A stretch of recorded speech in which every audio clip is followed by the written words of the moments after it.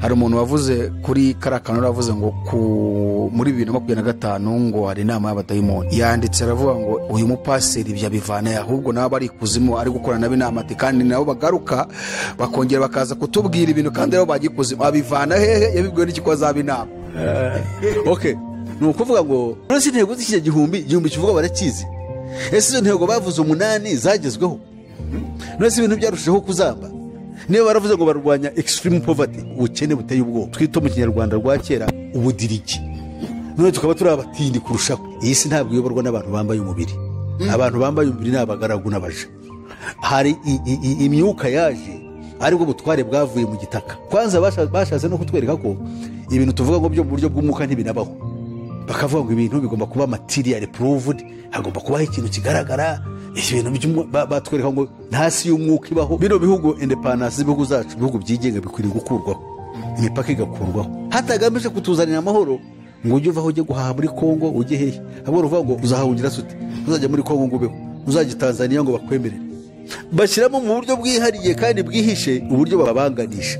Tushobora kujya Tanzania bahakumira umunyarwanda yambo kujya hapa mereza na nini wajya hanga muri Kongo ba Rwanda. Politique ni policy, the policy ikinyoma cyangwa the lie behind the environmental policy. Biriya byo kuvuga ngo environment turamanya cyangwa ibidukikije turashaka kubikora ibi ni ikinyoma nicyo nashatse kuvuga. Ni ibindi bintu bitandukanye byo twemera. Niyo bavuga ngo ni imiyaga cyangwa ni imyuka icyo bita greenhouse gas emissions, imyuka iva mu nganda. Icyo bwacyo ni ikinyoma ko ntabwo bihuriye n'ikibazo dufite. Ubwo haro n'imiryango nzakubwira 96 iteye ubwoba y'abafurimaso y'abantu bose bahuriramo.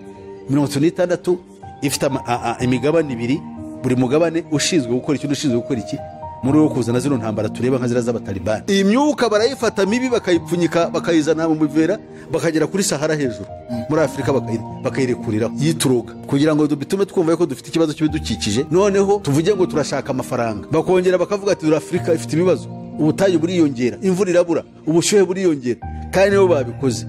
Icyo bakora surakiza aho ngacyo bashaka ndajya kuri iki cyo gushaka gutwara ubutaka. Basaba ibihugu bya Afrika byinshi kugira ngo byigurize amafaranga.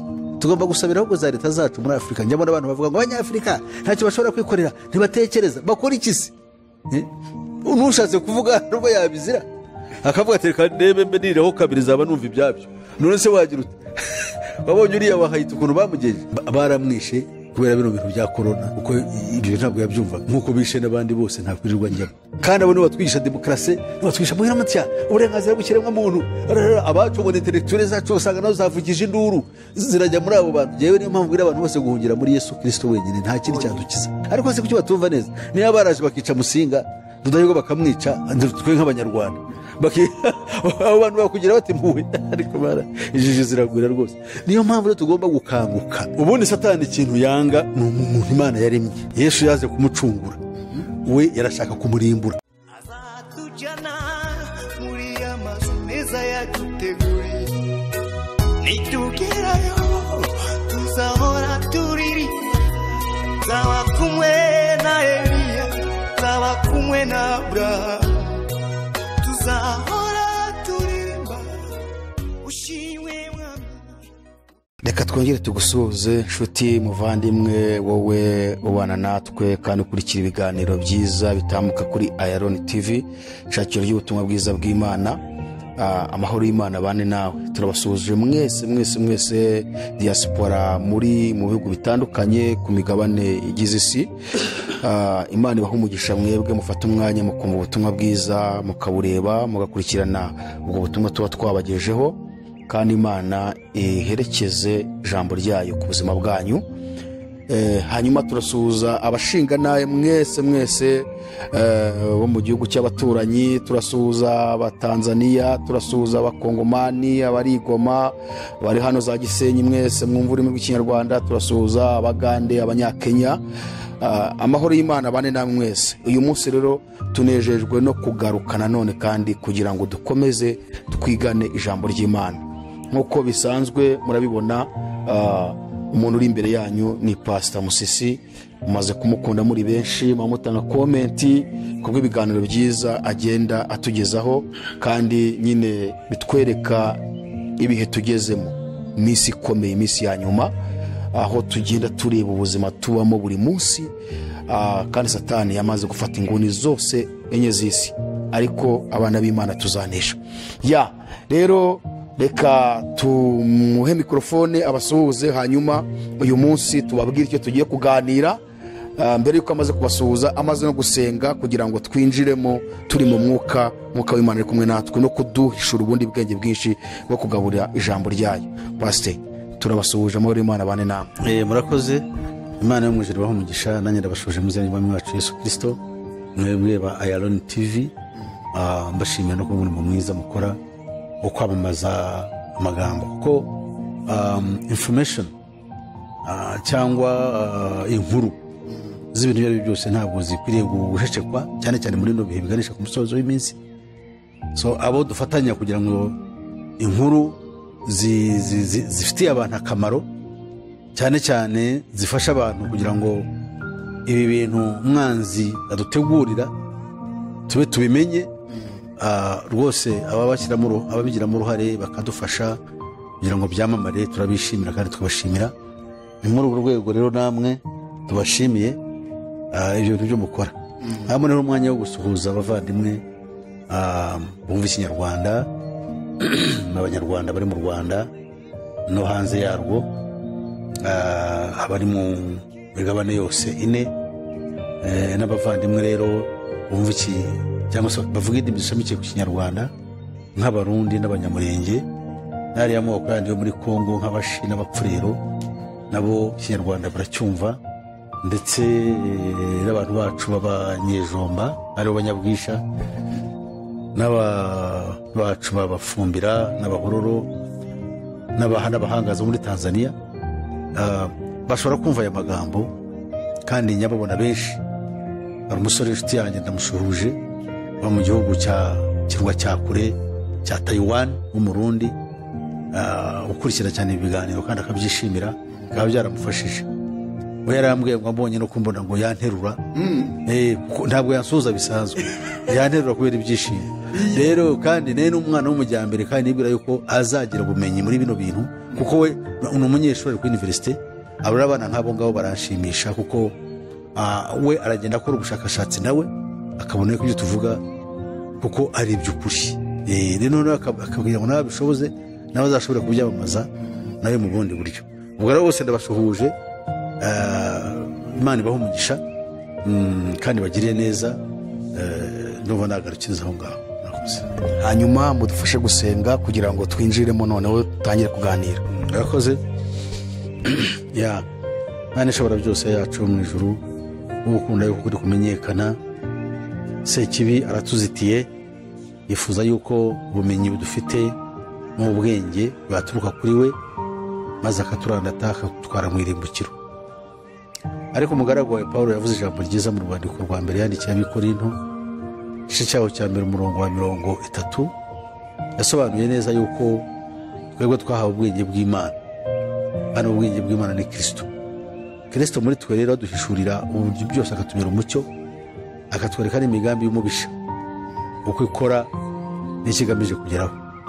Nuko rero Mwami wanjye tubabarire, utugirire neza, utweze udutunganye, kandi uduhe guhishura amabanga kugira ngo abacu bahamagara ubugingo buhoraho bamenye ko bagomba kwitwara mu gihe kibuhanyije nk'iki.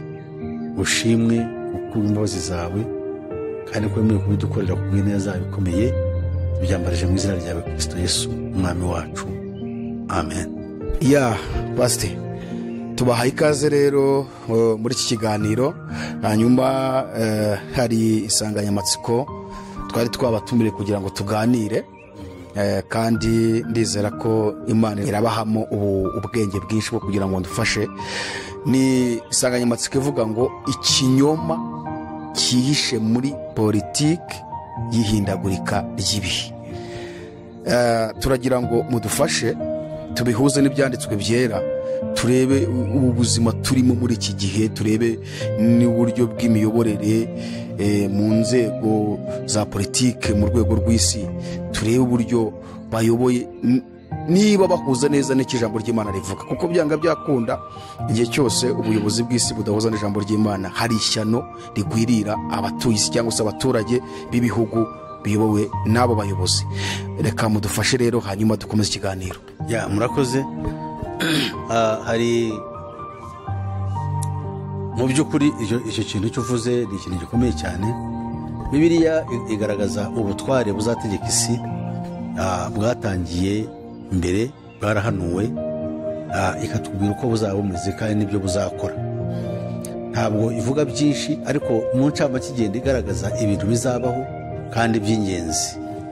Iyo turebye amagambo dusanga muri Daniyeli 8 umurongo wa 9, aravuga ngo kuri rimwe muri ayo mahembe hashamikaho agahembe gato, karakura cyane, kaba rinini, ryerekeye ikusi n'iburasirazuba n'igihugu gifite ubwiza, ngo rihinduka rinini rigera mu ngabo zo mu ijuru, ndetse ingabo zimwe n'inyenyeri zimwe ribijugunya hasi, rirabisiribanga.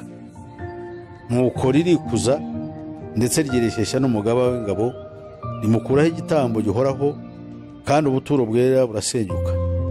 Izo ngabo hamwe n'igitambo gihoraho ngo bihanwa mu butware bwaryo kubw'igicumuro, iby'ukuri ribijugunya hasi, kandi rikajya ribasha ibyo rigambiriye. Ahangaha ni ubuhanuzi bwerekanye ku agahembe kameze, agahembe kametse kakaba ngazamarumbu mu bwami ukomoka ku bwami bune bw'abagiriki bwategekaga isi kugeza mu kinyejana cya 2 nyuma mbere ya Yesu Kristo. Hanyuma rero ubwo bwami Satani abutoragura atyo nk'uko Daniyeli yabwerekanye, noneho burakura burenga ubundi bwami bwigeze kubaho bwose, bugera naho na Kristo ubwe bumwigarurira, ukamwiyitirira ari we gitambo gihoraho kizima, ndetse bugera naho kurwanya Imana. Muvuga ngo inyenyeri zimwe ziva mu ijuru. Ese ubwo bwami kuki buvugwa bibyo? Ni amarenga ya gihanuzi ahishura uburyo Satani ari we nyiri ubu bwami, ari we wagiye mu ijuru agakuraho ingabo zabo, akazikuzayo imbaraga zikomeye mu rugamba rwabaye mu ijuru, ko nta kindi. Inyenyeri ni abamarayika. Kuba rero baravuye mu ijuru bakagwa ku isi, ni ukuvuga yuko ubuhanuzi buratwereka yuko ubu atari ubwami bworoshye. Ntabwo ari ubu bwami bw'abantu buzakora ibyo, oya, ntabwo umuntu yagera aho ngaho. Nakubwiye ubushize uburyo abantu Satani yashatse kubaha kamere ye, abaha n'ubwenge bwo kwigomeka, aranabashuka muri iyi tekinoloji, bakumva yuko baba icyo bita mu cyongereza partakers, bazaba basangiye ubuhanga n'ubumenyi, bakamera nk'abadayimoni, kandi ntibikunda, kuko bo n'ubu ni urwondo. Abadayimoni ni ibiremwa by'umwuka, rero ntibishoboka. Aha rero niho tugana. Ni ukuvuga ngo ibi bintu turimo ngo azagambirira ibyo ashaka gukora, kandi azabagambirira ibintu bibi. Niyo mpamvu abashishwa mu buryo ubwo ari bwo bwose, iby'ukuri byose akabijugunya hasi. Ijambo ry'Imana natubwiye ngo izo ngabo hamwe n'igitambo gihoraho bihanwa mu butware bwaryo kubw'igicumuro, iby'ukuri ribijugunya hasi, kandi ikajya ribasha ibyo rigambiriye. Kuvuga ngo ibyo rigambiriye gukora, ibyo ubutware bushatse gukora, bo buzabishyira mu bikorwa. Nta kintu gishobora kuba cyagira gite cyashoboka kugira ngo kibyitaze. Hanyuma rero icyo nshaka agiye kukwereka dore ngiki. Aba bantu batwara isi batangiye uko bagiye bakora ni uburyo bwinshi kandi bwo kujijisha abantu. Bije mu buryo bw'ubukungu bw'isi, mu buryo bwa politike, mu buryo bujyanye n'ubumenyi dusanzwe tuzi. Ubushize twavuze uburyo binjira mu iyobokamana, noneho binjiye mu kintu gikomeye cyitwa ibidukikije. Icyo mushabiye ngo tuvugemo. Ariko pasi, mbere y'uko wenda ukomeza, reka mbanze muce mu ijambo murambabarira. Ndashaka ko tugaruka kuri ako gahembe udusomeyemo aho ngaho. Mwari mutubwiye ngo ni ubutware bwabayeho burakura buruta ubundi bwose. Ese yaba ari ubuhe? Ubutware ni ubutware bwa Roma. Iyo tuvuze ubutware bwa Roma, abantu benshi ntibabyumva neza. Bibiliya itwereka yuko habayeho ubutware bune, cyangwa hazabaho ubutware bune. Daniyeli yabirebwa biri muri nzagihe. Twe turabibona nk'ibyabayeho n'ibitagiye. ubwo butware rero bwabayeho yabuvuze arabusobanura, avuga yuko hazaza abamedi n'abaperisi, hakaza abagiriki, hakaza n'ubutware bwa Roma buzageza kuza kwa Kristo. ni ukuvuga ngo aka gahembe nibwo butware bw'abaroma. nibwo butware bw'abaroma. ubwo rero waba uri guhuza n'abadivantisite, kuko n'ubundi aka gahembe njya numva bakunda kukavuga cyane, bakerekana ukuntu ari abaroma bakagera no ku bupapa. Oya, ntabwo nahuza nabo kuko barayobye. ni ukuvuga ngo aka gahembe gato bakita papa, ariko ntabwo ari papa, ahubwo papa ari muri sisitemu y'aka gahembe. urumva ko murahuza rero niba hari ibyo duhuza, ariko ntitwavuga ibintu nk'uko bashaka kubivuga. uvuze gutyo mpita hari komenti nasomye kuri kiriya kiganiro twatambukije giherutse. hari uwanditse aravuga ngo ariko ngo uyu mupasiteri ngo biragaragara yuko ngo nawe ngo hari ngo ahuza n'abadivantisite, ngo nubwo agaruka akabahakana, ngo ariko ngo ibintu byose ngo ahuza nabo. none rero urumva aka gahembe bo bavuga ko ari ubupapa, ariko wowe uravuze aka gahembe ni ubwami bw'abaroma, kandi abadivantisite n'ubundi binjira kuri Roma bakayerekana bakagera no ku bupapa. bivuga ngo hari aho muhuriza rero. abadivantisite Roma irabirangira muri 476 niyo bisegurira Roma pagani, hatangira rero Roma nkirisitu. ariko njye siko mbivuga, njye mvuga ko Roma nkirisitu yatangiye mu mwaka wa 300 ahubwo 13 mu gihe cy'umwami Konstantino yima ihinduka nkirisitu. igeze mu mwaka wa 961 ubwo ni nyuma ya Kristo ihinduka Roma ntagatifu. yes Roma irimo ibice bitatu. Roma nyirisitu na Roma ntagatifu bitandukaniye. nyirisitu ni igihe Konstantino yemera kuba Kristo ku mugaragaro. ntagatifu ni igihe ubupapa bwafashe Roma noneho bukayitagatifuza, Holy Roman. uvuga ngo ni iyera, ni inziranenge, nta cyaha be nabwo, nk'uko nabo Kiliziya Gatolika nta cyaha igira. ubwo rero abo ngabo nabo n'abari buzanyumva b'abadive bazafashe nabo bagende biga, be kujya bakurikiza ibya Elena White yabavugiye, kuko nawe yari igikoresho cy'umwanzi, kandi yari agambiriye kugira ngo ubuhanuzi buzadindiza abantu benshi, buzemo impaka nyinshi. ntabwo wari bushingiye ku ishirwa ry'Imana. mu yandi magambo ubwo ni ukuvuga ngo Elena White yagize uruhare rwo kuyobya abantu ababuza gusoma ibyanditswe byera. Elena White cyamuzanye kimwe n'abayehova n'abandi bitwa ngo n'abamurimori, baje kugira ngo barwanye imbaraga za giprotestante.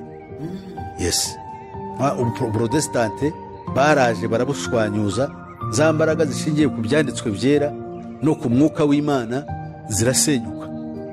noneho abaprotestante ubu ngubu bahora barwanywa n'abadive, kuko bashaka kubabwira yuko ntaho batandukanye na Kiliziya Gatolika. ibyo bita ubugorozi byabaye ba Ruteri n'iki byose, bo baje bashaka kubisenya, kwica amazi. bakavuga bati se mwebwe dore impamvu ntabwo muheza amategeko y'Imana. icyumweru cyasimbuye isabato y'ukuri, kandi ni mwebwe mwabikoze.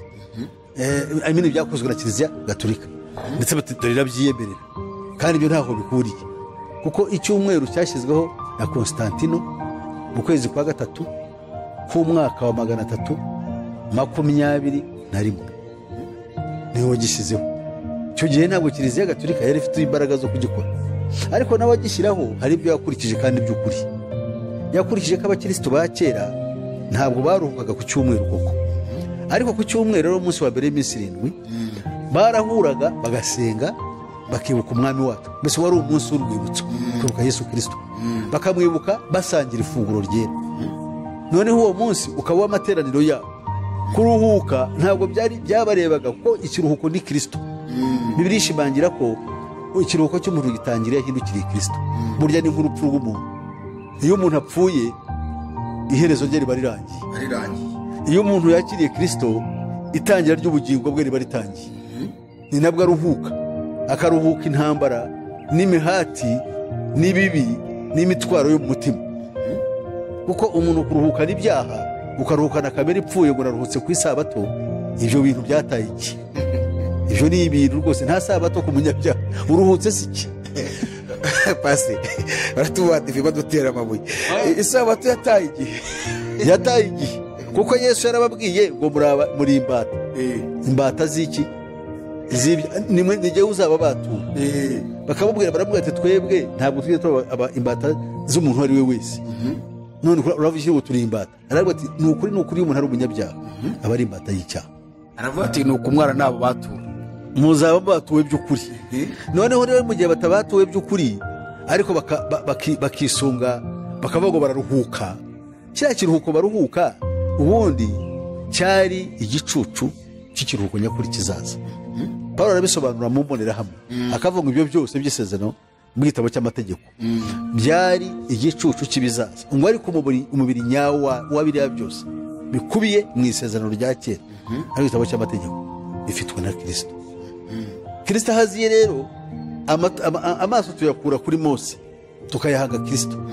Ni nabyo Kristo yadutumye mugende muhindure abantu bose kuba bigishwa kandi mwitondere ibyo nababwiye ntabwiza mu byo yatubwiye ntabwiza tubwira iby'amategeko n'amasabato yatubwiye kumwizera n'ibindi byinshi yatubwiye bashaka hasoma isezerano rishya rero ritwikira ibindi byose. Isezerano rya kera turyiga kugira ngo bidufashe kumenya amateka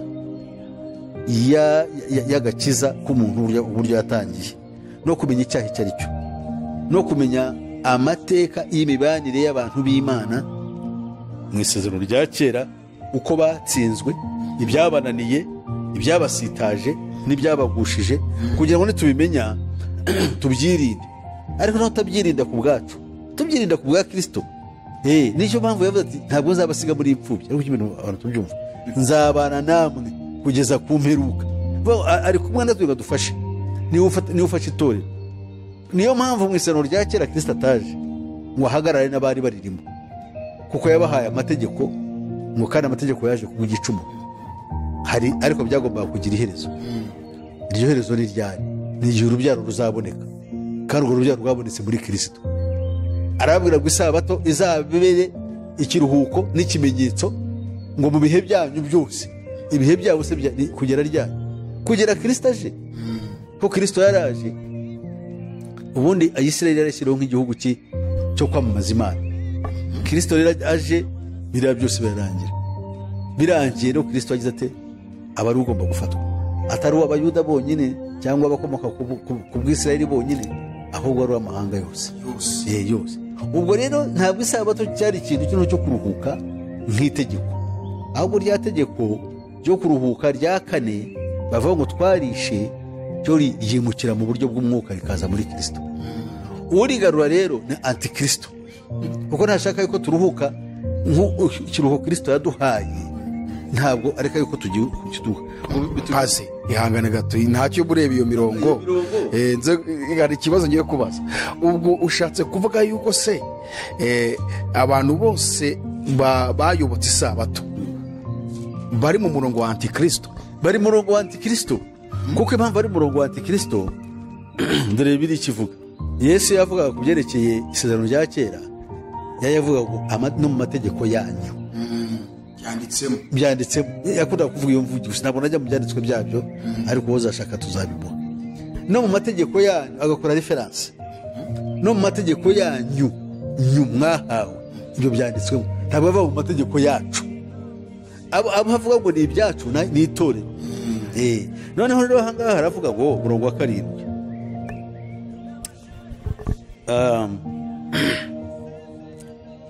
umurongo wa 6 wa Abaheburayo 4:6 ngo nuko rero ubwo bisigariye bamwe kubwinjiramo ni uburuhukiro bujya tuvuga ngo ba bandi ba kera bumvise ubutumwa bwiza bakaba barabujijwe kubwinjiramo no kutumvira, Imana yongera gutoranya undi munsi ari wo uyu umunsi ivugira mu kanwa ka Dawidi nubwo hashize igihe kirekire cyane ya magambo yavuzwe haruguru ngo uyu munsi nimwumva ijwi ryayo ntimwinangire. Ni ukuvuga ngo ntimwinangire imitima. Ahangaha yaratangiye avuga ku murongo wa 4 ngo kuko hariho aho yavuze iby'umunsi wa 7 Imana yaruhutse imirimo yayo yose ku munsi wa 7 urabyumva neza imana yavuze iby'umunsi wa karindwi noneho yongeye kubisubiramo ngo kandi nanone ngo ntibazinjira mu buruhukiro bwanjye ngo nuko rero ubwo bisigariye bamwe kubwinjiramo ba bandi ba kera bumvise ubutumwa bwiza bakaba barabujijwe kubwinjiramo no kutumvira imana yongera gutoranya umunsi yongera gutoranya umunsi noneho uwo munsi yatoranyije ni uwuhe ari wo w'uyu munsi cyangwa mu yandi magambo ngo iwita uyu munsi ivugira mu kanwa ka Dawidi nubwo hashize igihe kirekire cyane ya magambo yamaze kuvugwa haruguru ngo uyu munsi nimwumva ijwi ryayo ntimwinangire imitima ku murongo wa 8 arababwira ngo iyo Yosuwa abaruhura imana ntiyajyaga kuvuga hanyuma iby'undi munsi you are getting me iyo Yosuwa abaruhura ya sabato yabaga ikabaha kuruhuka ntabwo byajyaga gusaba imana ivuga undi munsi noneho n'urwanya uyu munsi uyu imana yavuze n'antikristo uwo munsi imana yavuze wanditse hehe niwo wuyu nguyu witongo niwo wuyu mbese umunsi wakiriyeho kristo uba winjiye mu kiruhuko cyawe hejuru avuga gute pasi akurikiye hejuru hano ni titire se hano wari ugeze akurikiyeho hejuru ukomeje gusoma hejuru akurikiye umurongo wa 9 ngo nuko rero ku bw'ibyo haracyariho uburuhukiro bw'isabato bubikiwe abantu b'Imana ni uburuhukiro bw'isabato bubikiwe abantu b'Imana mwandi magambo ngo hari indi sabato dutegereje ni indi sabato dutegereje ariko twatangiye kwinjira muri Kristo twatangiye ubwo buruhukiro mu kuyibamo niyo nzira izatwinjiza muri bwa buruhukiro tuzaruhukana n'Imana byiteka turangiza urugendo rwacu ku isi noneho ngo kuko uwinjiye arasobanura ngo kuko uwinjiye muri ubwo buruhukiro bwayo nawe baruhutse imirimo ye nk'uko Imana yaruhutse iyayo uwinjiye muri Kristo burya baruhutse noneho akavuga ngo nuko tugira umwete wo kwinjira muri ubwo buruhukiro kugira ngo hatagira umuntu ugwa akurikije igitekerezo cy'aba bandi cyo kutumvira basi reka tube dusobukiye ahangaha iby'abadive ahubwo nifuza ko hari igihe tuzakora nk'ikiganiro cy'ukwezi kose twiga kuri iki kintu cyitwa isabato n'icyumweru kandi muzamfasha tuzagikora kugira ngo abadivantise babyumve twigeze kubwira abantu ngo n'ubishaka akaba yumva afitemo ubumenyi w'umudive azaze tubahuze mugirane ibiganiro ariko hari umuntu ugeze kubinsaba ndamubwira ni wowe uzaze ngo uhuze na Pasteur Musisi hanyuma muganire yari umudivantise mbona asigaye afata ibiganiro byawe akabishyira kuri channel ye ariko yagiye afata amagambo wagiye uvuga rimwe rimwe akagira ibindi yongeraho ari kubipfobya ndamuhamagara ndamubwira ni aho kugira ngo ukore ibi ngibi ufata ijambo rimwe umuntu yavuze ugahita uzana ibintu by'abadive ukabishyira kuri YouTube bipfobya ahubwo uzaze mbahuze mujye mukorana ibiganiro arabinyemerera naje gutegereza ndaheba tukajya tuvuga no kuri WhatsApp bariya umwanditsi wita umugenzi igitabo cy'umugenzi biswe banzika idini ni ukuvuga ngo bo umurimo wabo ntabwo barwanira Kristo ngo amenyekane barwanira idini ngo ritere imbere kandi idini ntabwo rishobora kubakiza n'ubu ngubu bategereje ibintu bipfuye ngo bategereje akarengane ngo kubera yuko ngo icyumweru kigiye gusimbura isabato nk'aho icyumweru kitari gisanzwe munsi n'igihari kirahari nta nubwo icyumweru ntigikiza umuntu kuko n'isabato ashobora kumukiza ahubwo barimo baravurungana bararwana kuri bene wabo babahisha ngo ubuhanuzi bugiye gusohora ari nacyo nashaka kukubwira kijyanye n'ibidukikije ndacyakubaza twinjiye kuri ibi ngibi kubera aka gahembe twari turimo turavugaho aho mutubwiye ngo kari agahembe ngo ni Roma abadivantisi bo ngo ni ubupapa ariko muradusobanuriye hari abandi rero njya numva bo ni abateolojiya bo bavuga yuko aka gahembe bakinjira mu mateka k'aka gahembe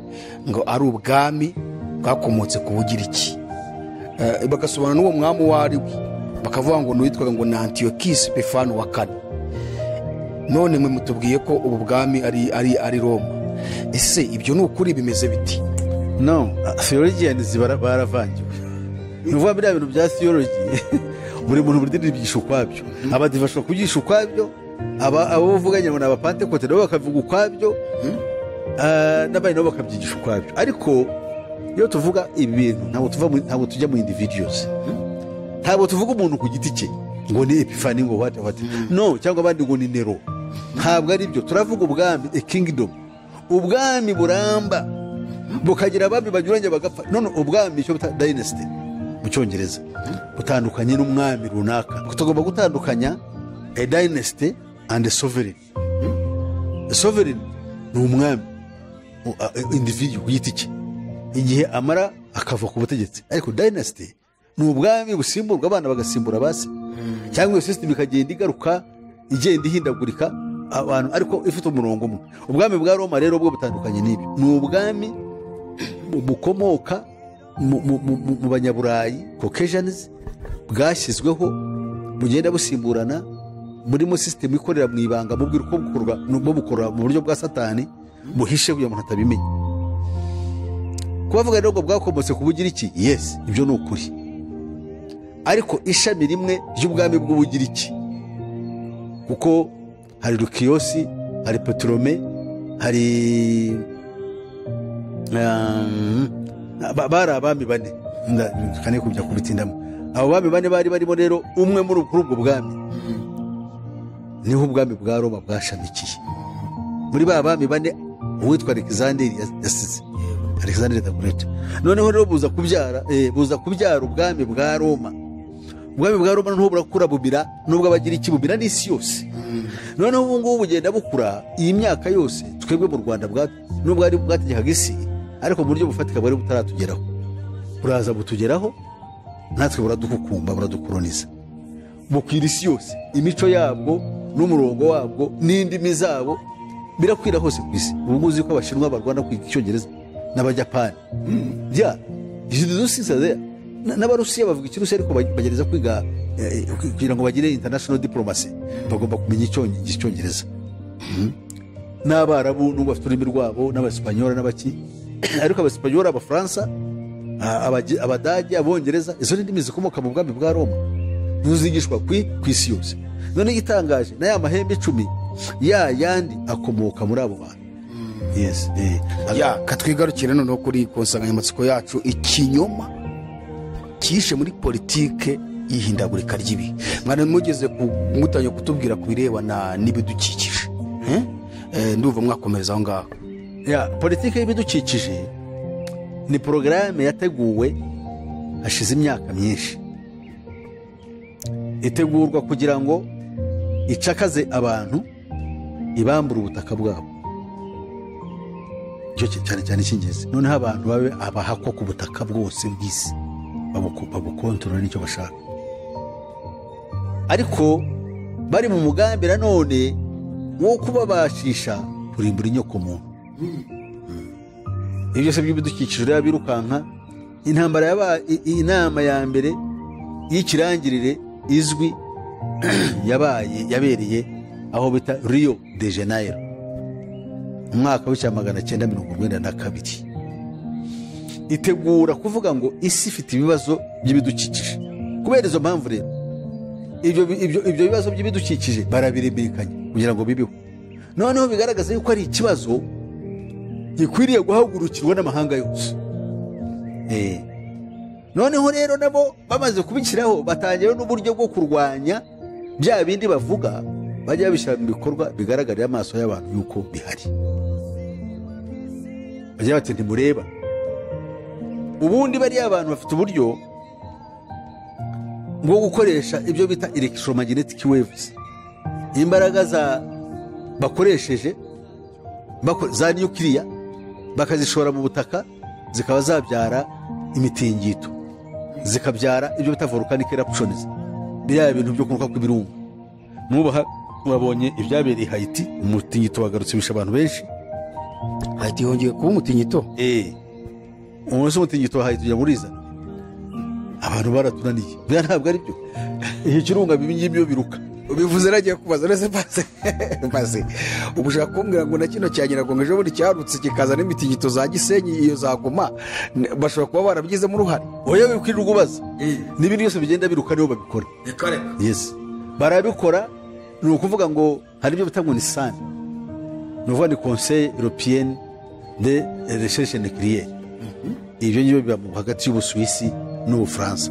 Hari umwobo wacukuwe bashoramo intambi za nuclear zikajya hasi mu butaka, noneho kwibaza kubise zigaturika, nizo zikurura bakaziyemaho bashatse.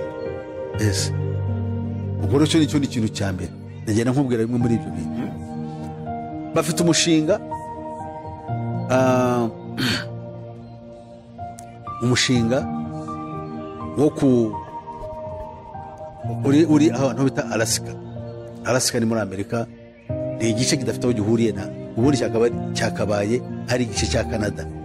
Amerika ntabwo, ariko Amerika yaragiye irakigura, Abarusiya bari baragikoronije, imaze kukigura nibwira ko bari bakigambanyeho n'ubundi, kuko kugira ngo umuntu agure ikintu cyakabaye kiri ku, ntabwo ibyo bintu byumvikana. Ariko kubera yuko abatware b'Uburusiya n'Abanyamerika ni bamwe na Illuminati, ariko babaye babivuze ngo bashatse kugira ngo bakigure, kubera ko Amerika bashaka kuyikoresha muri buriya buryo bwayo. Ni naho usanga Amerika barayikoresha mu bintu byinshi, n'Abarusiya bakoresha mu buryo bwabo, ariko Amerika bayitoranyirije kugira ngo ikore ibintu binyuranye, cyane cyane byo kwica umuco w'abantu no kugira ngo bahindagurike, kuko ntibajya gushobora kwinjira mu Barusiya ngo bakore biriya cyangwa Abashinwa cyangwa bake. Ariko Abanyamerika byarashobokaga kuko bagihinduye igihugu cy'uruvangitirane.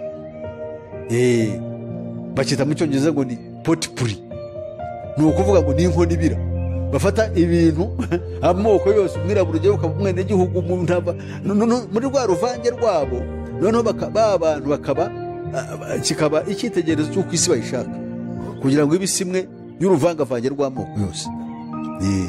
Muri Amerika muri imyaka 5 batuguhaye ubwenegihugu, ni principle bafite wo kugira ngo nizindi mpuhwe. Oya, ni principle, ni ihame ryo kugira ngo Amerika yari ifite beneyo, barabatsemba. Ni jenoside yabanje ya rutura ku isi, barabica, hazamwe abimukira. Uhereye ubwo ni ibihame ngo ni igihugu cy'abimukira. Ni ukuvuga ngo umuntu wese nk'ubu ngo Abatalibani barimo barahunga, barabatwara muri Amerika, abagize batwara za Canada.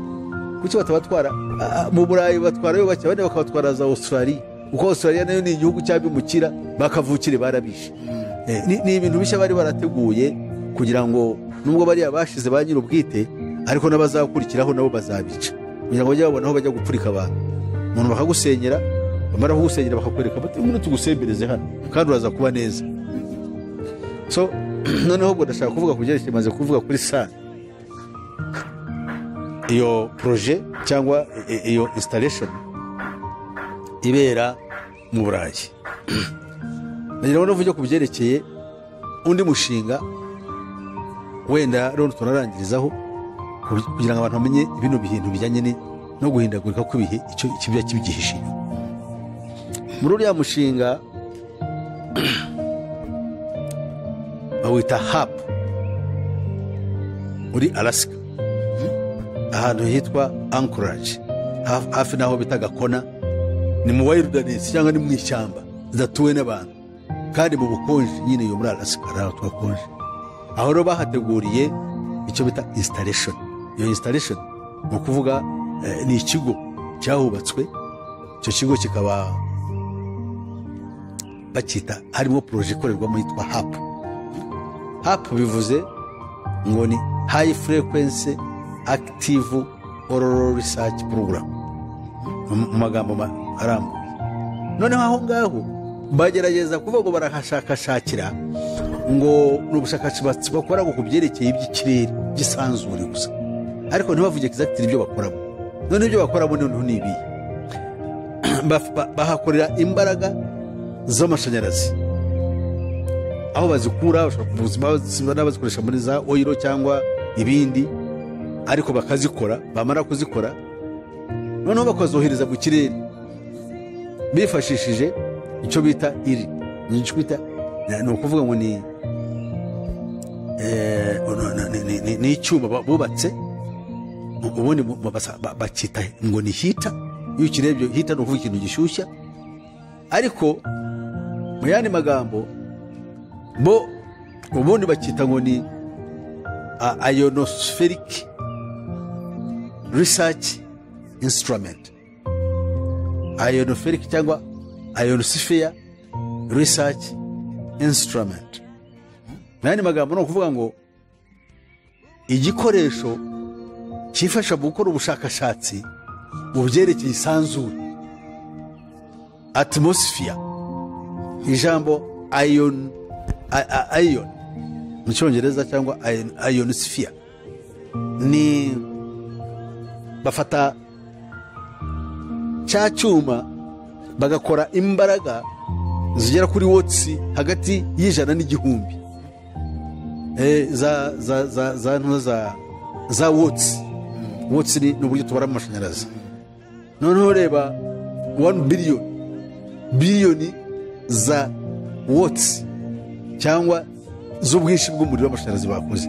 None iyo bamaze kuzikora bifashishije cyuma gikora nka transmitter ni umuyoboro wohereza. Noneho bakayohereza ukarenga ibicu ukagera mu birometero nka 200 uvuye ku isi. Aho ngaho icyo twita atmosphere ni imyuka yorosha isi. Iyi myuka yorosha isi cyo bita gases ibiri hejuru iyo ngiyo. None iyo myuka bagenda bayibara kuva kuri A B C D E F, kuva kuri A B C D kugera kuri E, noneho kandi ukagera kuri F. Nuko bagenda babara iyo myuka. Iyo bageze aho ngaho rero kuri wa F niho batwika. Iyo bawutwitse rero havamwo icyo bita, bakora icyo bita ionized. Ni ukutwika, ni ugufata bwabo particles cyangwa ubuvungukira bw'iyo myuka iri kuri urwego layer, icyo bita ngo ni F layer, ku rwego rwa F rw'iyo myuka. Ubunkurikira kugira ngo bimenye ni ukuvuga ngo imyuka batangira kuri A bakaharenga B C D E F ni layers, cyangwa icyo mu Kinyarwanda imizingo. Inzego zijyanye n'imyuka yayine twavuze ya atmosphere itwikiriye isi. Niyo bageze kuri aho ngaho, iyo bageze kuri layer F barahatwika. Iyo baze kwatwika rero bihinduka amashanyarazi. Bya bindi byari bisanzwe ari imyuka isanzwe bihinduka amashanyarazi bikaba byakwica n'umuntu. None ibyo bintu bakongera bakabigarura ku isi buhoro buhoro. Iyo bugariye ku isi biza buhoro bimanuka, byitwa ngo ni extreme low frequency cyangwa ELF. Ni ukuvuga ngo baba bigabanyije imbaraga ku buryo bushoboka. Noneho iyo babizanye ku isi babizana bafite intego enye. Iya mbere ni ukugira ngo bijye mu bantu by'ici cyo bita psyche y'umuntu, ni ukuvuga imitekerereze ye n'imyumvire, mbese byinjire mu mpagarike ye. Icya kabiri bashaka yuko byinjira muri nervous system, kuko biba byaje ari akantu gato cyane bidakubita cyane ntabwo ushobora kubyumva, ariko biraza bikakwinjiramo, bikinjira muri nervous system. Ni ukuvuga uburyo wumva, uburyo ureba, uburyo uhumurirwa, uburyo uryoherwa, n'uburyo wumva ku mubiri ikigukoraho bitwinjiramo rero. Ni uburyo bwo kuturuka. Icya gatatu narimvuze, noneho bakora binjira no mu buzima bw'umuntu ku giti cye. Tujye bashobora kubitegeka bikaza kuri we bikagukubita nk'inkuba. Yes, abo se bapfa ngo umuntu yapfuye ngo yishwe n'umutima. None iyo bikigukubise kuko bafite uko bagira directing, we bakaguhinga bakakora turiya mugabo turamureba dufite nta wabimenya, kiraza kikagukubita. Individual health ngo birareba umuntu. Icya kane cya nyuma rero ni ukwinjira muri atmosphere ni isanzure ridutwikiriye. Kugira ngo barikoremo ibyo bashaka bashobora guhindura imiyaga nayo bigomba kuzana imvura bakayitwika ikuma, usanga nta mvura ije, mukicwa n'amapfa. Ahandi n'abafite uko bashobora, hari aho bohereza imiyaga noneho ufite icyo sinzi uko bagikora cyo, ariko gitwara amazi menshi, nacyo bagikora muri ubwo buryo, kikagenda ahantu hakagwa imvura itasanzwe ikamirika nk'amazi ava mu kibindi, yarangiza aho hantu hakaba imyuzure. Ibyo ni ibintu bakora rwose bazwi babikora, ndetse barashaka no kubihinduramo ikintu cyo bita ngo ni mu cyongereza bakita ngo ni weather warfare. So iyo weather warfare rero bazakoresha iki? ukwikoresha ibidukikije bavuga kubisenya kugira ngo batwicishe imvura cyangwa amapfa bivuze icyanda cyangwa drought kugira ngo abantu bagende bicwa n'inzara abandi bapfe nabi nibyo bagomba gukora. Aha nk'uko nanone tuzavuga no kuri ibi ngibi nabwo ni ubundi buryo bwo kwica abantu bino by'indwara batuzana n'ingingo n'ibiki bigenderaho byo biri muri indi kategori y'ubwicanyi yitwa systematic poisoning warfare, gutera abantu indwara, systematic poisoning warfare. So rero ibyo bintu uko bikubwiye hariho ibintu birimo bikorwa behind the scenes kandi bikaba itegeko nk'uko twabisoye muri ngingo ya 10 ibintu byinshi ziriya ngingo 10 warazibonye. Iyo ngingo ya 10 iravuga ngo ibihugu byose bigomba gutegekwa kubishyira mu bikorwa, niba igere byose ibihugu byose bitegekwa kugira ngo bishyire mu bikorwa binyuze mu bintu nka World Health Organization. Muri iriya World Health Organization imaze iki se? Ubwo mu kinyarwanda ivuze iki? Iyo mu kinyarwanda isobanuye iki? World Health Organization, Organisation Mondiale de Santé, cyangwa umuryango wita ku buzima, umuryango mpuzamahanga wita ku buzima. Muri ya kiriya kintu bakita mpuzamahanga akora ikintu cy'umuntu umwe. None hari utebase utwara biriya bintu byose niwe utegeka n'abanki mondiale, murazi banki mondiale ya mondiale wowe ni ikintu cy'umuntu ku giti cye. Hari umuryango utegeka isi utegekwa n'abantu ba papa n'iziyobokamana bose barabagaragu. Ni nawe antikristo bwite uzaza niwe umuteguriza. Ni umuryango w'abayahudi w'abaherwe bitwa ba Rothschild. Uyu muryango ndifuza ko tukora ikiganiro ukamenyekana abantu bakawumenya kuko abantu ntabwo bawuzi, ntabwo banakwemera yuko unabaho. Babigoye nande se kuko bakora mu ibanga. Tuvuge nk'ubu bashobora kuvuga ati umuntu w'umukire ku isi yose ejo bundi ahangaha hambere yitwaga Bill Gates, uriho ubu ngubu sinanamukuye cyane najyaga mbigira muri internet ariko nasanze ari ibintu by'ubuyayi. Ariya amafaranga ntabwo ari ayabo, bayakuye heza. Amafaranga afite nyirayo na Rothschild family, amafaranga barayacura. Ndetse umuntu ucura ikintu n'ugikorera kivunikiye birangana, bo bayacura. Amerika bayiha amafaranga ari amadolari ku nguzanyo kuko ntabwo ari aya Amerika, ni ayabo. Niyo mpamvu iriya dolari rya Amerika rya mbere nzakwereka ibimenyetso byaryo rigira. Bayarigira ibimenyetso bitatu by'ingenzi ashobora kuba wamenya. Icya mbere ririho umwaka, ririho amagambo avuga ngo, kandi ntabwo bashyize mu cyongereza. Wibaza impamvu bashyira mu kilatini ntumenye ibyo ari byo, kandi Amerika ivuga iki? Ivuga icyongereza. Handitseho, barabanza bakandikaho ngo the Great Seal. Iyo Great Seal usanga ari piramide iriho ijisho rireba ririya jisho. Rero impamvu barise ngo the Great Seal uvuga ngo ni ikimenyetso cy'igitangaza cy'indashyikirwa. Iryo jisho ubwaryo ryitwa ngo ni ijisho rya Providence, the eye of Providence. Ijisho rigaburira abari mu isi. Nufite ijisho riturebera twebwe abari mu isi. Noneho munsi iyo piramide imanutse ukareba munsi handitseho ngo the Great Seal. Ni ukuvuga ngo ikimenyetso gikomeye cyane. Noneho hasi bagahindura bakavuga mu yandi magambo avuga ngo Nouveau Ordo Securium, ni Kilatini. Bivuze ngo mu cyongereza ukize mu cyongereza ngo it is the beginning of the order of all ages. Tuzi mu cyongereza ni ukuvuga ngo igihe gishya ngo kibihe byose. The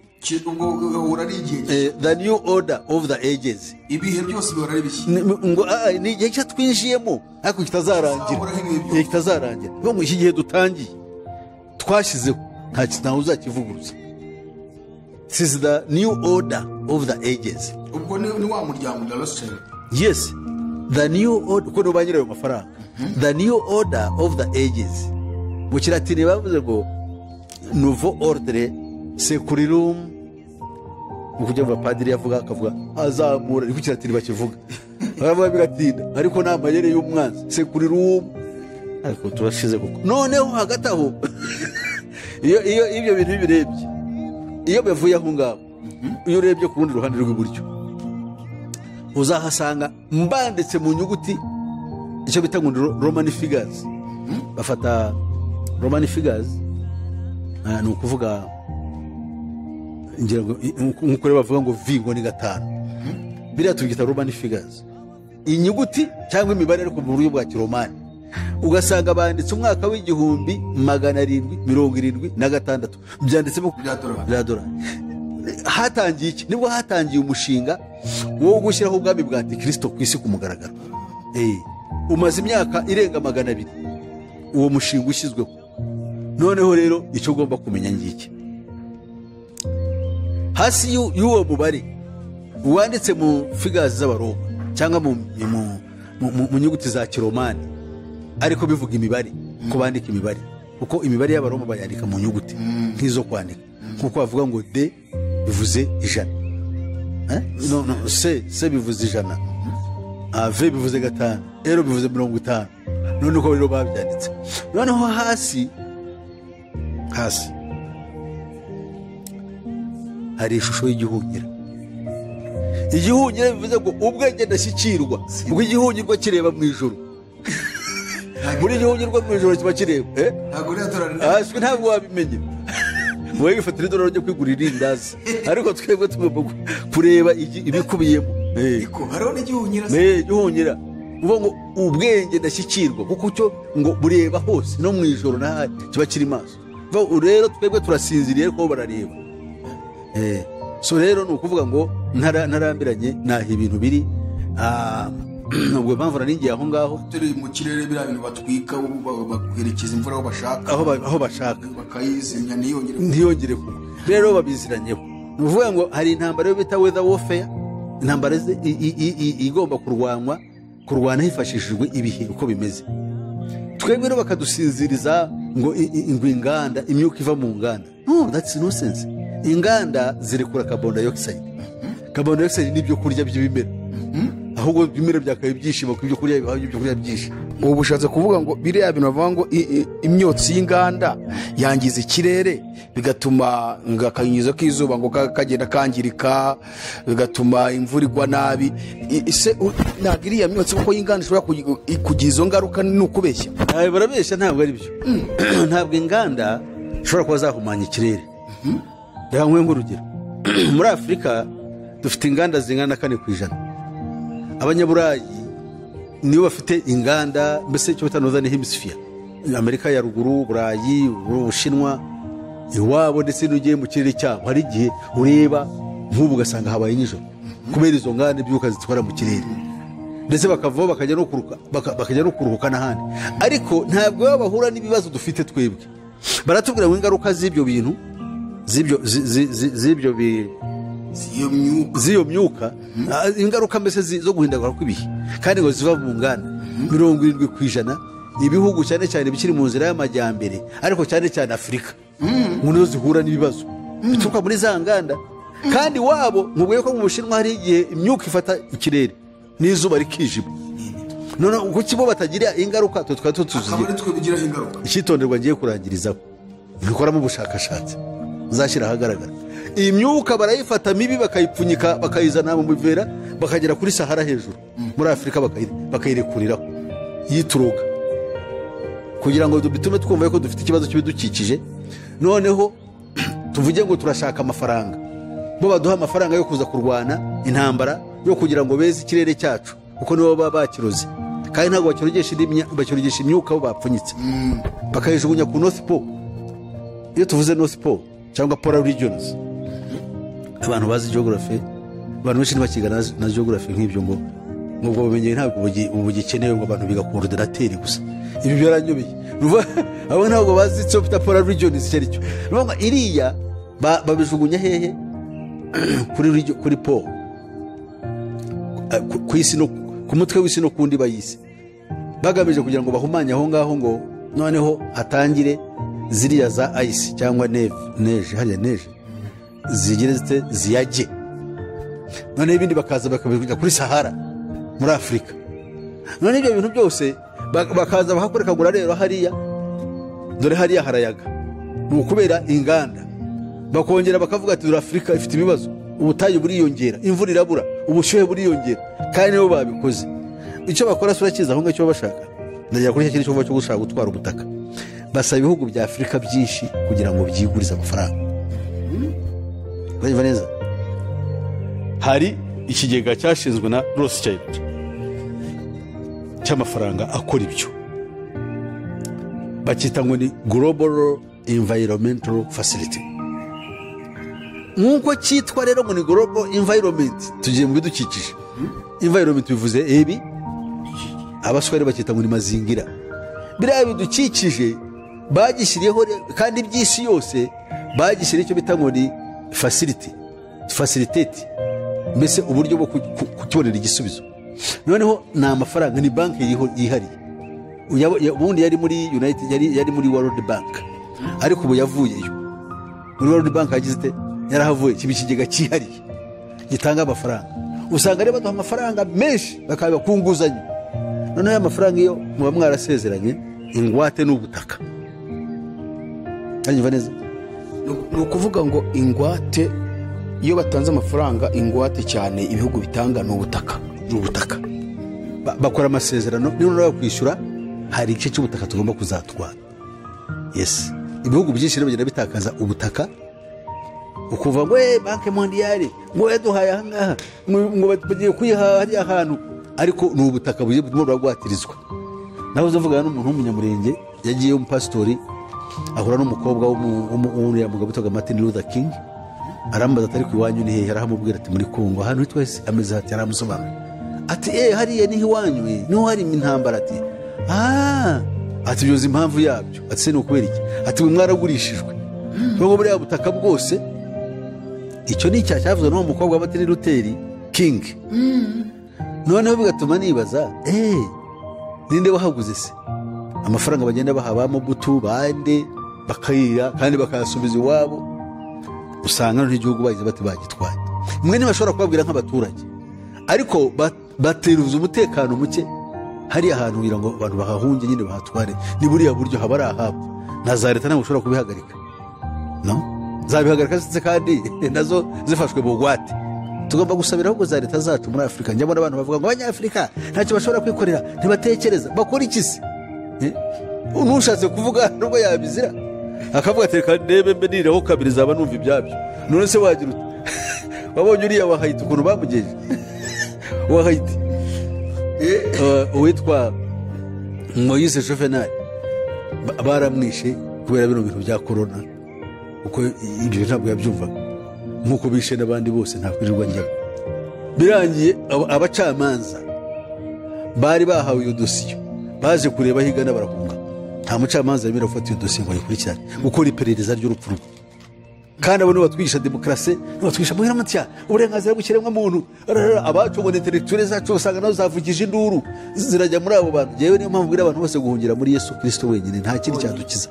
Ibyo kuvuga ngo abantu bazadukiza, ukizwe nande se? Ariko se kuki batumva neza? Niyo baraje bakica Musinga, Rudahigwa bakamwica, twe nk'abanyarwanda abantu bakugira bati mpuwe, ariko bara ijiji ziragwira rwose. Niyo mpamvu rero tugomba gukanguka tukari ibyo tuba twakora. Najya ngo ngarukiriza Imana igumuce. Hanyuma pase wenda mu gusoza ndashaka kugira ngo use nk'udukorera conclusion ku birebana n'aya magambo mwadusomeye, ndetse no ku birebana n'iyi topic twa turi kuganiraho. Ibi ngibi uyu murongo twasomye urahurira he n'ibi bintu mutubwiye? Bari mu by'ibyo bintu bohereza ikuzimu kugenda baturitse ibirunga bikaruka n'ibindi by'ibyo byo mu kirere bajya gutwika iyo myuka, bigatuma babasha guteza n'amapfa ahantu n'ahandi bagateza imvura nyinshi. Birahuriye he n'aya magambo mudusomeye? Birahuriye n'iyi topic twaganiragaho irebana n'ikinyoma cya politike mu ihinduka ry'ibihe? Iyo tuvuze ikinyoma muri politike ni policy, ikinyoma cyangwa the lie behind the environmental policy. Biriya byo kuvuga ngo environment turamanya cyangwa ibidukikije turashaka kubikora, ibi ni ikinyoma, nicyo nashatse kuvuga. Ni ibindi bintu bitandukanye byo twemera.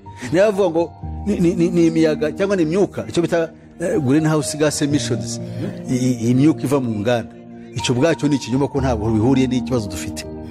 Ukuri kuri muri bo nibo bakwiye, kandi icyo bashaka ni ukugira ngo bakore ibyo bashaka byose ku isi, batware ubutaka, bahindura abantu abacakara.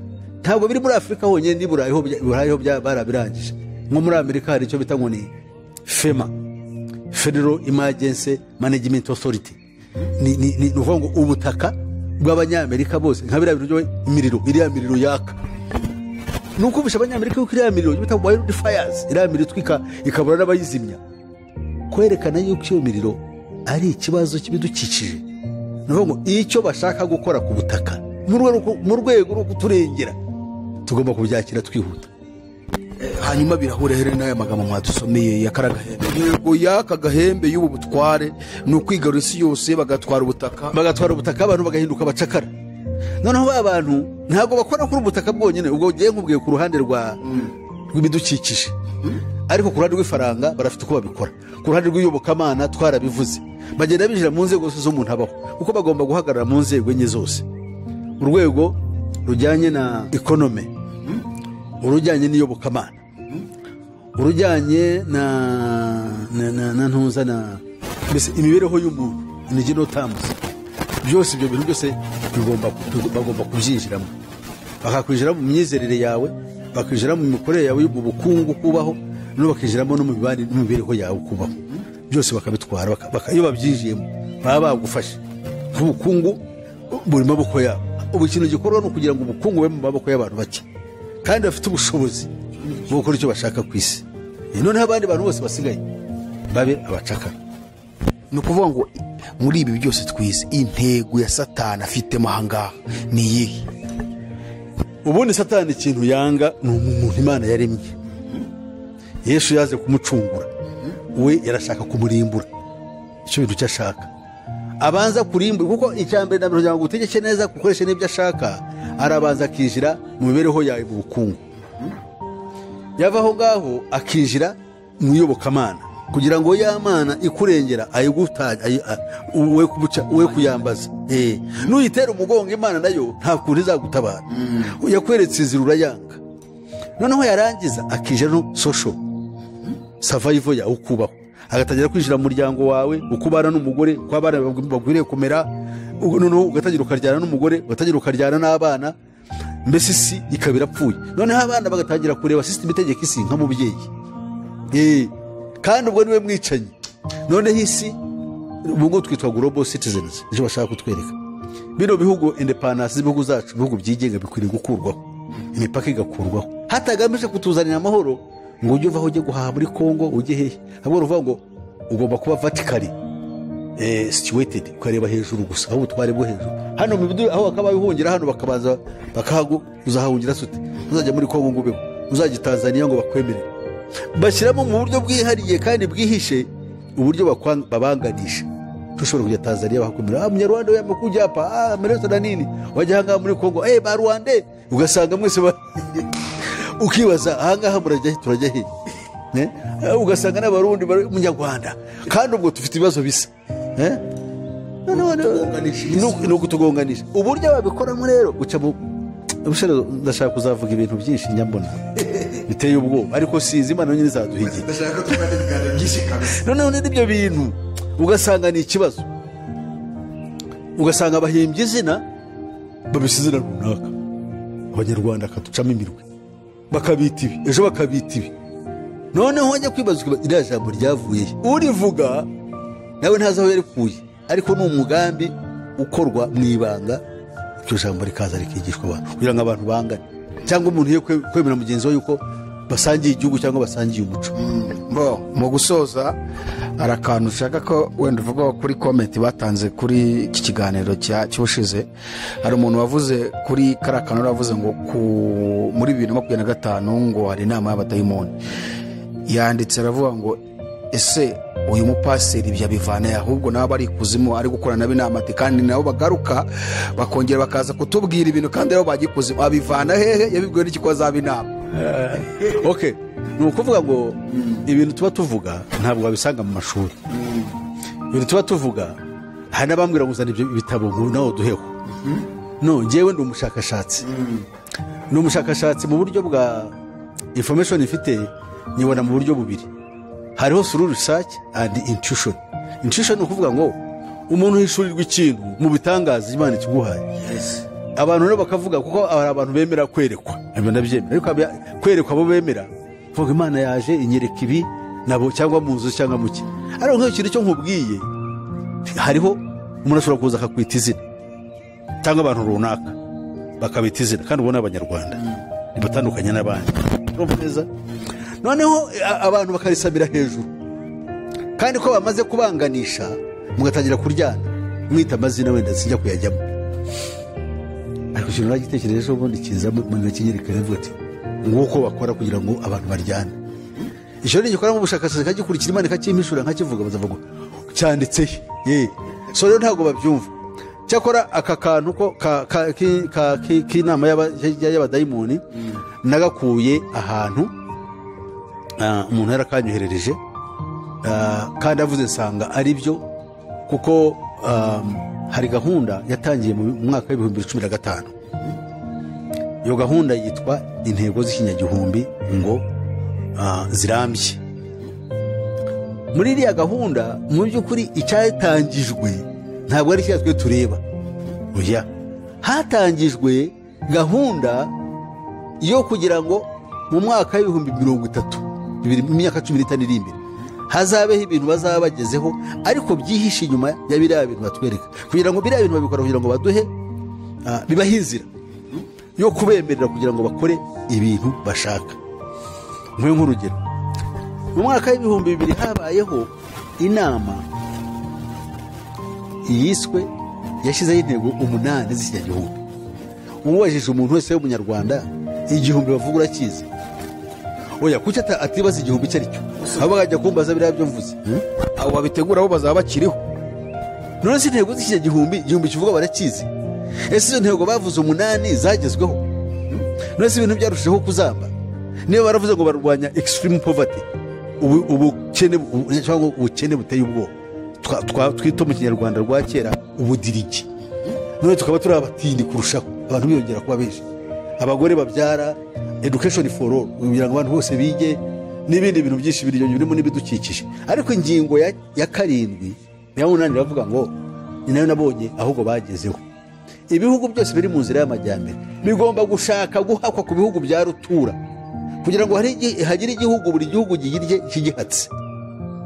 Ugasanga ibihugu nk'ijana bifite igihugu kimwe ngo kibihatse, icyo bita ngo ni partnership. Ibihugu ngo byateye imbere n'ibihugu bikiri mu nzira y'amajyambere. Ibyateye imbere ni ibihe? Ni amahembe 10. Ugomba gushaka kimwe muri ibyo bihugu ugenda ugahakwaho nk'igihugu, kandi ibyo ni ukudusubiza mu buryo direct bwo tukoloniza, kuko nta kuntu uzabona udahakiriwe kuri wa wundi. Yes, uwarone n'imiryango nzakubwira 96 iteye ubwoba y'abafurimaso, iyo abantu bose bahuriramo 96 ifite imigabane 2, buri mugabane ushinzwe gukora iki ushinzwe gukora iki, muri wo kuzana zino ntambara tureba nka zira z'abatalibani. Abatalibani ni ingabo zabo. Nk'abantu baravuga ngo Amerika yatsinzwe. Amerika sitsindwe, ni gahunda kandekeraho musarage tuzabona. Basi ubwo no kuvuga ngo iyo ngingo ya 8 uvuze yagezweho bavuze ari tubiri, ubu dusizeho amatikare.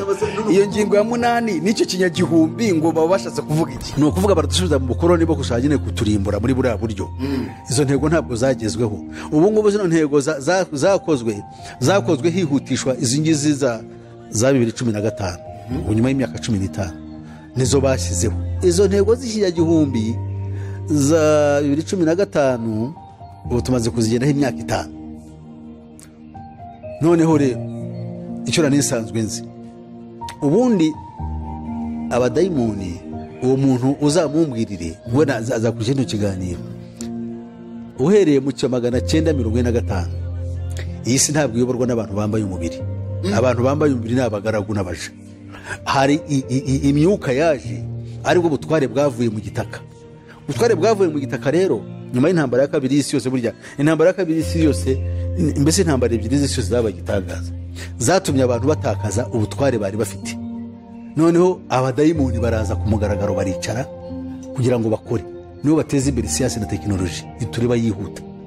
Urumva neza? Kandi bahura n'abantu abasantisiti bacu. Niyo mpamvu rero babivuga ngo ni aliens, ibiva hejuru cyangwa ibimanuka. None si ibyo bintu barabyemera ngo birahari, ariko ntabwo kubwira ngo biraha cyangwa biraha, twe twemereye yuko bihari. Ariko se ni ibihe bimanuka? Ni abadayimoni. Uriya mugore witwa Alice Bailey yahise asezeranyije yuko niyo wabivuze yuko isi itazongera gutegekwa n'abantu bambaye umubiri, ahubwo abantu batambaye umubiri bagiye bakoresha abambaye umubiri guteguriza umutware ukomeye ariwo mukuru w'abadayimoni uzava aho yicaye mu butayu bwa Shambarara mu gihugu cya Tibeti mu misozi miremire ya Himalayas, azamanuka aje kwima ingoma. Ibyo ni ibintu bizwi, ariko kubibwira umuntu arabyumva se. Kwanza bashatse no kutwereka ko ibintu tuvuga ngo byo mu buryo bw'umwuka ntibinabaho, bakavuga ngo ibintu bigomba kuba material proved, hagomba kubaho ikintu kigaragara. Ibintu batwereka ngo nta si y'umwuka ibaho, ahubwo habaho iki ngo ni ibintu by'umubiri. Ariko aba babivugaga ejo bundi barahinduye, batwinjiza mu kindi kintu cyitwa ngo the age of Aquarius. Bivuze ngo tugomba kubaho twemera ko hariho isi y'imyuka, kandi iyo myuka tugomba gukorana nayo kugira ngo tugire amahirwe mu kubaho. Iyo ni ingingo ya 4 iri mu masomo 7 ya New Age. Yes, ariko ibyo ngibyo abo ntibaba babizi, niyo mpamvu avuga bene nk'ibyo. Pase murakoze cyane, Imana ibahe umugisha.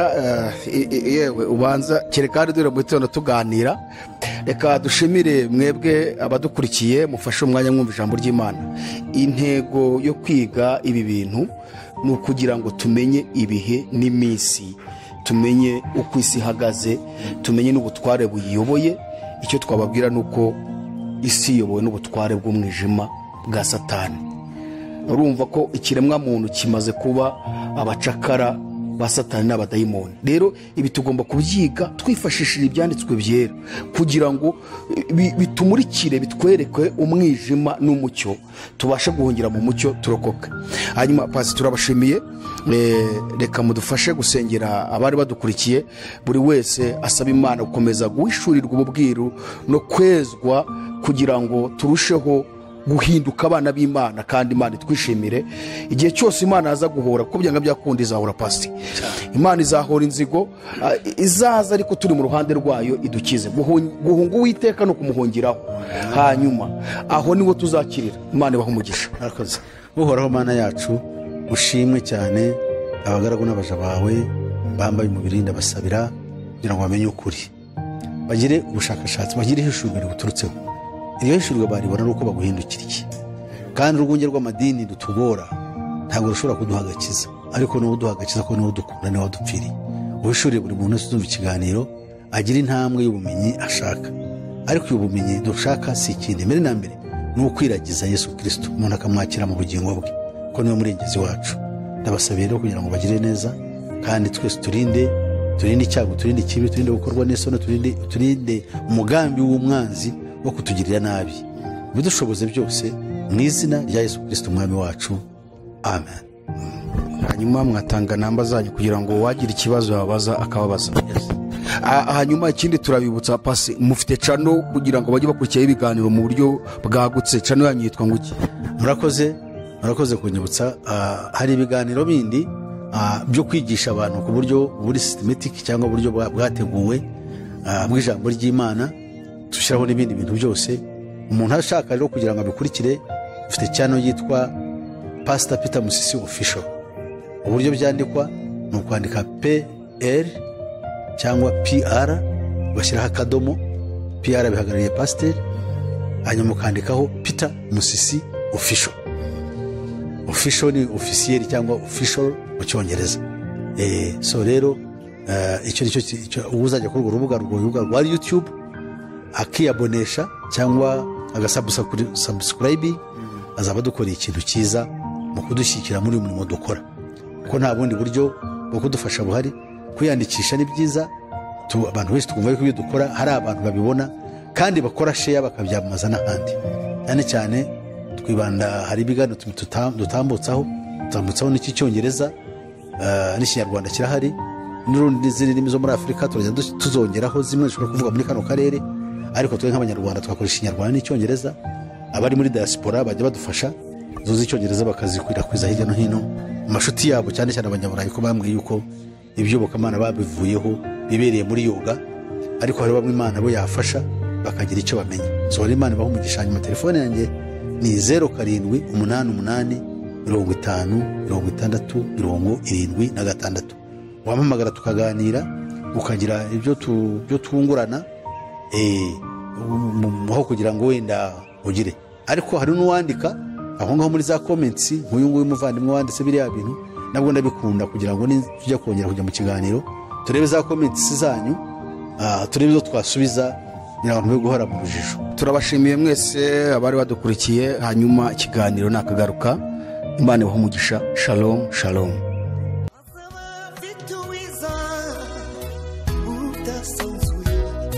azaba afite ingororano yo guhema buri wese, guhana n'imirimo yakoreye hano ku isi. Nawe nshuti yanjye